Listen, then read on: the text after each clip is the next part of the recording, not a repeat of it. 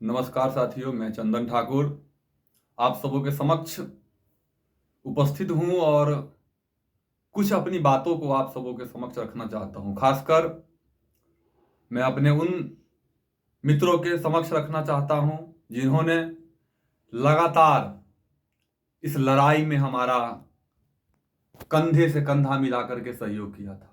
साथियों, हम लोगों ने कई लड़ाई लड़ी। जनता के लिए लड़ा, जनता की सुविधाओं के लिए लड़ा, आत्मसम्मान के लिए लड़ा।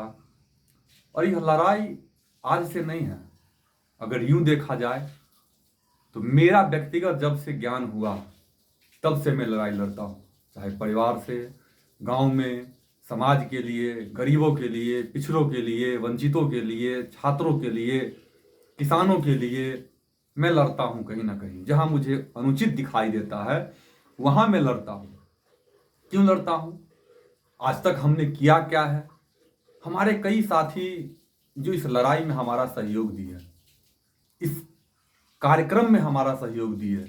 यह लड़ाई धरना के माध्यम से हो, विचारधारा के विरोध के माध्यम से हो, कार्यशैली के विरोध के माध्यम से हो, लगातार यह कारवां 2011 से शुरू हुई, जो आगे चल करके 2014-15 में, चाहे वो कटरा उत्तरी की बिजली की मामला हो, 18 पंचायत ऐसे थे जिसमें बिजली नहीं था, जिसमें 14 पंचायत में कभी बिजली गया ही नहीं था। आज से 83-84 के करीब में बिजली था, खत्म हो गया, उसकी लड़ाई लड़ा। उसके बाद लगातार फिर उसी कटरा के लिए चचरी मुक्त आंदोलन हम लोगों ने किया। उसमें कई साथी हमारे सहयोगी थे और हम लोग मिल करके लड़ाई लड़े। ये मेरा व्यक्तिगत लड़ाई नहीं था, मिल करके हम लोग लड़ाई लड़े। तदंतर में हम लोग बढ़ते गए, चाहे वो रीगा चीनी मिल की लड़ाई हो, शिवहर रेल लाइन की लड़ाई हो, चाहे उस तमाम तरह की लड़ाई जिसमें बेटियों के साथ बलात्कार की लड़ाई लड़ा मैंने, छात्रों के लिए लड़ाई लड़ा मैंने, युवाओं की लड़ाई लड़ा मैंने, सेशन लेट के मुद्दा पर लड़ाई लड़ा मैंने। अपने जीवन कालखंड में जो जब हम राजनीतिक सामाजिक जीवन में आए और तब से अब तक अगर देख रहा हूं मैं, इतनी लड़ाई, इतनी आंदोलन हम लोगों ने किया। इस आंदोलन में हमारे साथ सहयोग करने वाले सभी साथी, सभी हमारे गार्जियन, हमारे समाज के लोग, हमारे दल के लोग, हमारे संगठन के लोग, मैं सबको करबद्ध प्रार्थना करता हूं, सबको मैं कोटि कोटि नमन करता हूं, अभिनंदन करता हूं जिस लड़ाई को आपने यहां तक पहुंचाया। इसलिए मैं धन्यवाद आप लोगों को देता हूं। ऐसा मैं आज क्यों कह रहा हूं? साथियों, वर्ष 2023 का यह अंतिम माह है और हमें लगता है जो 10-15 दिन के बाद 2023 के बाद हम लोग 2024 में प्रवेश करेंगे। प्रवेश तो कर जाएंगे। 24 में आने वाले महा लोकतंत्र का महापर्व भी है, जिसे लोकसभा का चुनाव कहा जाता है। हम युवाओं ने जो भागीदारी किया, और कुछ देर पहले हम आपको कई सारे आंदोलन और उस आंदोलन से जुड़ी हुई कार्यशैली को गिनाया, जो हमने बिजली आंदोलन किया, चाहे रेलवे का आंदोलन किया, चाहे चचरी मुक्त आंदोलन किया, चाहे चीनी मिल का आंदोलन किया। हर आंदोलन हमारा सफल रहा। क्यों सफल रहा? उस आंदोलन के बाद उस कार्य को जिसके लिए हम लोगों ने आंदोलन किया था वह कार्य प्रारंभ हुआ। यह सौभाग्य की बात है। मैं तो ना तो पावरफुल था जो मेरे कारण सरकार डर गए और काम कर दिए, या मैं इतने प्रभावशाली था जिसके कारण पूरे ज्ञान देशव्यापी आंदोलन छिड़ गया और सरकार को करना पड़ा। नहीं, यह मेरा सौभाग्य था जो जिस कार्य में हमने अपना हाथ डाला, जिसकी आवाज हमने उठाया, वह कार्य न जाने वर्षों से कई लोगों ने किया था। ये कहावत है ना, जो चींटी 100 बार चढ़ती है और चढ़ते चढ़ते तब तक चढ़ते जब तक थकता नहीं था। तो उससे पूर्व हमारे कुछ साथी, हमारे गार्जियन उस लड़ाई को लड़ रहे थे, निरंतर लड़ते लड़ते लड़ते लड़ते जब हमारी पीढ़ी आई है तो हमने भी उस लड़ाई को लड़ा और लड़ाई पूर्ण हो गया। इसलिए हमारी जीत है, वह मेरा जीत नहीं है।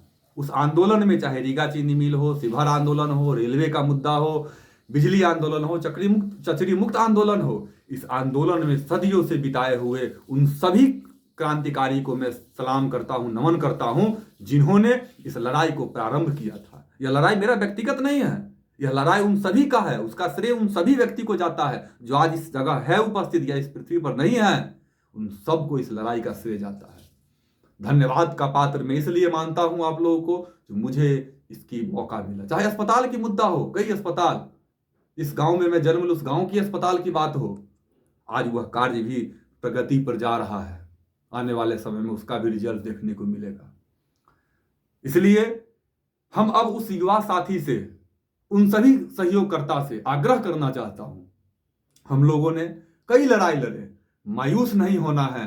हो सकता है हम लोगों की विचारधारा बदल गई हो, हम लोग कई दल में चले गए हो। ये 10 साल की जो हमारे साथी थे, तमाम तरह के दल और विचारधारा में चले गए, लेकिन हमारा उद्देश्य एक ही है, समता और समाज की स्थापना करना। हमारा उद्देश्य है लोकतंत्र को स्थापित करना। हमारा उद्देश्य है संविधान ने जो हमें अधिकार दिया है वो हर व्यक्ति तक पहुंचाना।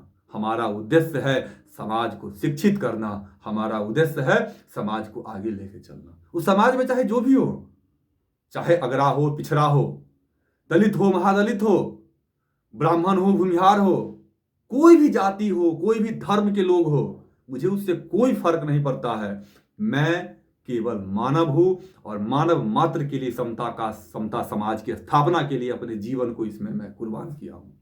साथियों, मैं चाहूं तो मैं भी नौकरी कर लूं। यहां कोई हमें पेमेंट नहीं मिलता है जो इस लड़ाई को लड़ता हूं। यह सौभाग्य ईश्वर ने मुझे दिया है। मैं सौभाग्यशाली हूं जिस मानव जीवन में मानव की सेवा करने के लिए हमें चुना गया है। इसलिए मैं सौभाग्यशाली मानता हूं। राजनीति एक तपस्या से कम नहीं है।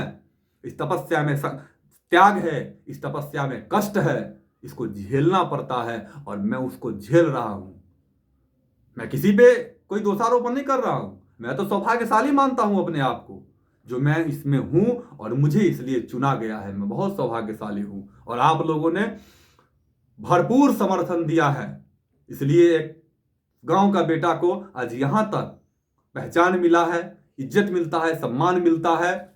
इसलिए मैं सभी का सहृदय आभार व्यक्त करता हूं और उन सभी साथियों से मैं कहना चाहता हूं, रहिए जहां रहना है रहिए, लेकिन पुनः अगर समाज के लिए अगर कोई कार्य होता है उसमें फिर से हम एकजुटता से लड़ेंगे। चाहे वो विचारधारा शिक्षा का हो, स्वास्थ्य का हो, रोजगार का हो, या मजदूर का हो, किसान का हो, या किसी गरीब व्यक्ति का हो, हम लड़ेंगे और पुनः फिर से हम 2024 में उसी ऊर्जा, उसी जोश के साथ हम फिर से आएंगे, फिर से उतरेंगे।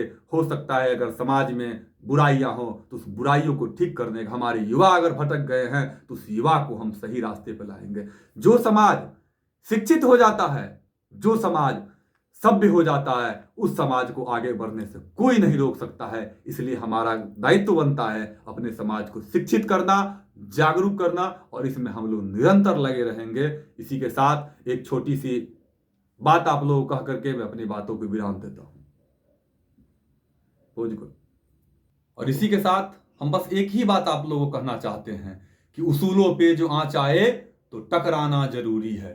उसूलों पे जो आंच आए तो टकराना जरूरी है। जो जिंदा हो तो फिर जिंदा नजर आना जरूरी है। जो जिंदा हो तो फिर जिंदा नजर आना जरूरी है। धन्यवाद। जय हिंद, जय भारत।